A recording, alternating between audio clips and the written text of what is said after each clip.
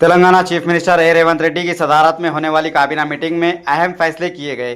तकरीबन 3 घंटे तक जारी रहने वाले इजलास में मुख्तलिफ अहम मौज़ूआत पर तबादला ख्याल किया गया। इजलास के बाद रेवंत रेड्डी ने तेलंगाना के अवाम को खुशखबरी सुनाते हुए नए राशन कार्ड्स के इजरा का ऐलान किया। इन्होंने बताया कि 26 जनवरी से रियासत में कई नई स्कीमें नाफिज की जाएगी, जिनमें किसान भरोसा स्कीम, नए राशन कार्ड्स और इंदिरा आत्मीय भरोसा स्कीम शामिल है।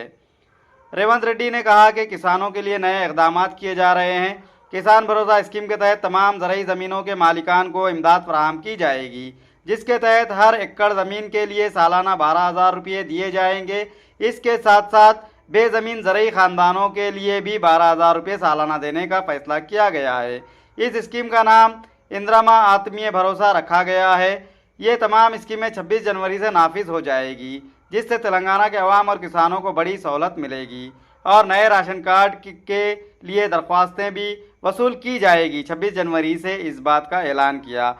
जिन अफराद के पास अभी तक नए राशन कार्ड या किसी भी तरह से राशन कार्ड हासिल नहीं किए हैं, वैसे अफराद के लिए ये खुशखबरी है कि 26 जनवरी से वो अपने राशन कार्ड की दरख्वास्तें दाखिल करते हुए राशन कार्ड हासिल कर सकते हैं।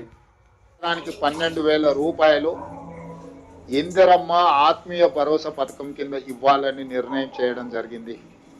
ఇదే కాకుండా చాలా సంవత్సరాల నుంచి రేషన్ కార్డుల సమస్య పేదవాళ్ళను పట్టి పీడిస్తుంది. అందుకే రేషన్ కార్డు లేని అందరికీ నూతన రేషన్ కార్డులు ఇవ్వాలని కూడా ఈ మంత్రివర్గ సమావేశంలో నిర్ణయం తీసుకోవడం జరిగింది. కాబట్టి ఈ అన్ని పథకాలు జనవరి 26, 2025 నుండి ప్రారంభం కాబోతున్నాయి.